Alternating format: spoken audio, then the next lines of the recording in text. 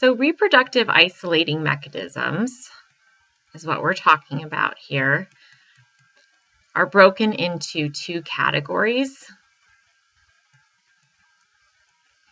either prezygotic or postzygotic barriers. So these are going to be barriers to interbreeding between species. They block interspecies breeding. A zygote is a fertilized egg. So when we say prezygotic and postzygotic, we mean before fertilization or after fertilization. And so if we take a look at this diagram here, that also illustrates that point. We have 5 different prezygotic barriers. 3 of them are limiting to even any attempts at mating. So habitat isolation, temporal isolation, behavioral isolation will generally prevent any chance of the two species even interacting with each other. If they do attempt to mate, then prezygotic barriers are still in place that can prevent fertilization. So mechanical and gametic isolation can prevent fertilization. Postzygotic barriers come after this point. So even if 2 species get over all of these prezygotic barriers, fertilization occurs, there is usually postzygotic barriers as well. Hybrid inviability, hybrid sterility, and hybrid breakdown. So you get hybrids, but there's something wrong with them, and we'll talk more about these in a sec. So prezygotic barriers, again, are going to prevent fertilization. In many cases, they prevent even an attempt of mating. So, for example, habitat isolation means that organisms are geographically separated. So maybe they're on 2 different sides of a mountain range, or they might be on different islands.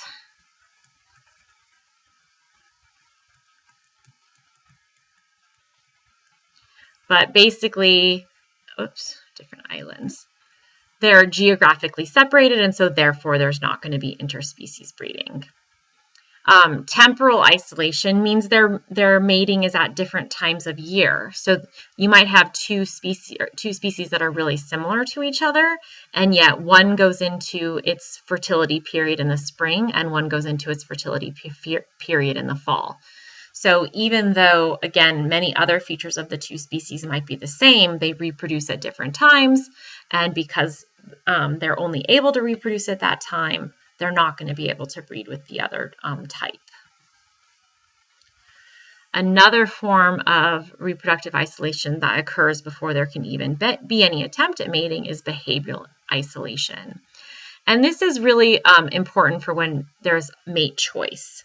So, for example, bird song, dance, or other mate attraction behaviors.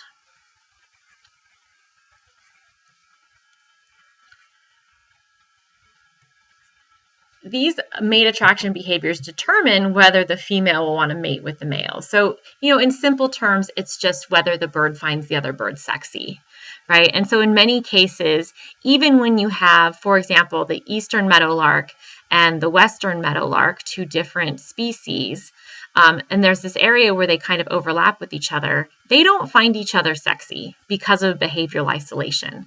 So they're living in this area together. They could theoretically mate, but they don't find each other sexy because their behaviors and how they choose a mate don't match. So even if there's not these other isolating mechanisms, so temporal isolation, habitat isolation, behavioral isolation, even if all of those don't prevent any chance of breeding, we still have some other prezygotic barriers. So in many cases, the parts just don't match. So this is mechanical isolation. The size of the organisms don't work together for them to breed, or the genitalia don't match each other enough in order for mating to occur.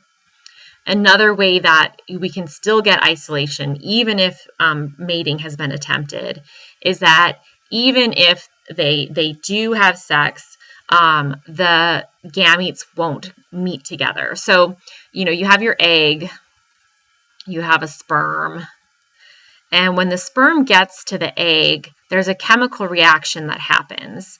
And that chemical reaction will dissolve the two membranes so that the sperm can fuse into the egg.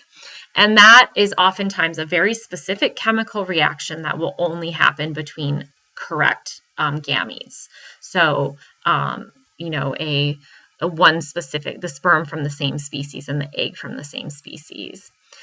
This is particularly important. Gametic isolation is particularly important in organisms that don't have physical contact between the male and the female. Instead, the gametes just go into the water, into the air. And so, the lake is just filled with sperm from all these different species of male fish, and the females have laid the eggs, and the sperm just has to get there. And so there's all these different species of sperm floating around in the water, and so it's really important that this chemical reaction only happen between the matching species. And so gametic isolation operates there.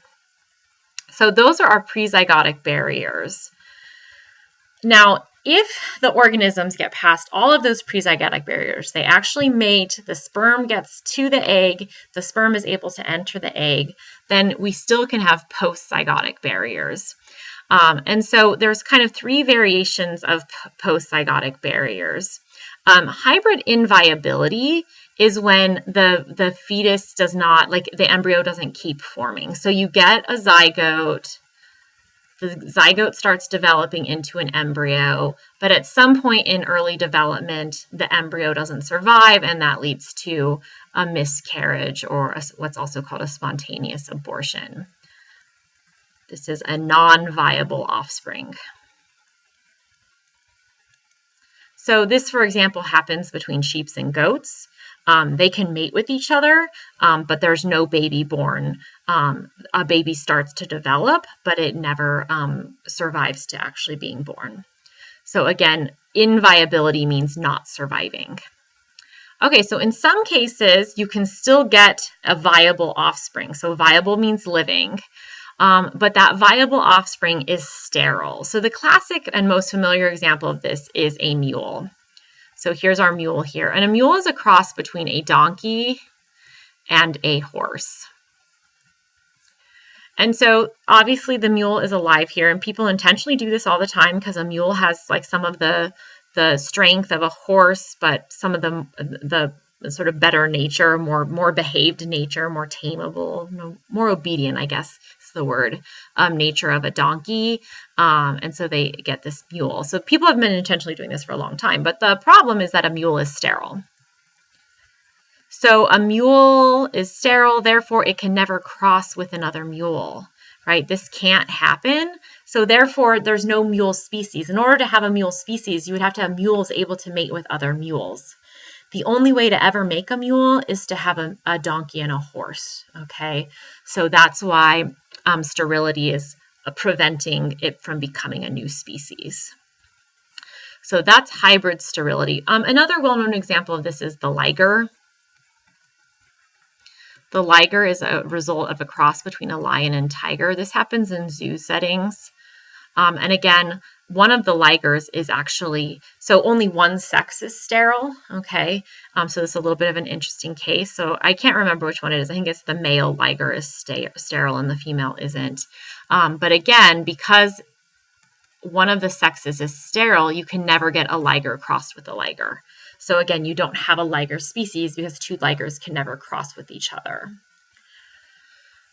Okay, so we've talked about hybrid inviability, hybrid sterility. Okay, the last one is probably the most confusing. This is hybrid breakdown. So sometimes you can have interspecies breeding where you get a viable living offspring and they're fertile. So you have a hybrid that is both fertile and living. But the problem is that when you have hybrid genetics, there's all kinds of genetic problems that can accumulate, okay? So you've got a viable, they are fertile, but over time, they will build up genetic problems. And the root of this is due to, remember, chromosome pairs? So we have like a homologous pair like this. And you inherited one from your mom and one from your dad. right? And they're supposed to be really, really similar because crossover can occur between them. And crossover can only occur between them because they're similar. If they're super different and crossover happens, that's how you get genetic problems. And so when you have two different species, like this, if this is species 1 is your mom and species 2 is your dad, then crossover doesn't happen normally, and this will lead to breakdown. Okay, which is genetic problems. So while it might appear at first like, oh, cool, that we've got this new interspecies kind of hybrid that we've formed, as this kept breeding, then they would start to accumulate genetic problems. This is particularly a concern in conservation biology because some of what we've seen is that when species are on the verge of extinction, they're more likely to engage in interspecies breeding. So if you think about it, your population used to be this big, there was lots of mates for you to choose from. Now your population is this big. There's less and less mates for you to choose from. And so when there's less mates to choose from, if there's other organisms out there that aren't necessarily your preferred mate, you might still mate with them because there's no other choice. And this has happened with certain types of wolves, like the red wolf in the southern part of the United States, and domesticated dogs. So again, as the red wolf population shrunk, it started to mate with dogs. It happened with bison. So the American bison, its population almost went extinct. And in that period of time, it was mating with cows because cows were there and there were less bison. And then recently it's been happening between grizzly bears and polar bears. And again, the concern is that when you start getting that genetic mixing, it can lead to genetic problems and hurt the health of that organism. And so especially in all of those cases, the red wolf, the bison, and the polar bears, those populations are participating in that interspecies breeding because we've shrunk their problems. So humans are responsible for it. And so any of the genetic problems that then accumulate are fundamentally because of human activity. And so that's something that conservation biologists are always trying to be aware of. And so, one of the practical applications of this is that if you look, for example, at American bison conservation, where we have reserves where we're trying to protect American bison, it's been really important to make sure that the bison are actually 100% bison genetics. So they actually test them and make sure there's no domesticated cow mixed in with them because, again, they're concerned about this hybrid breakdown.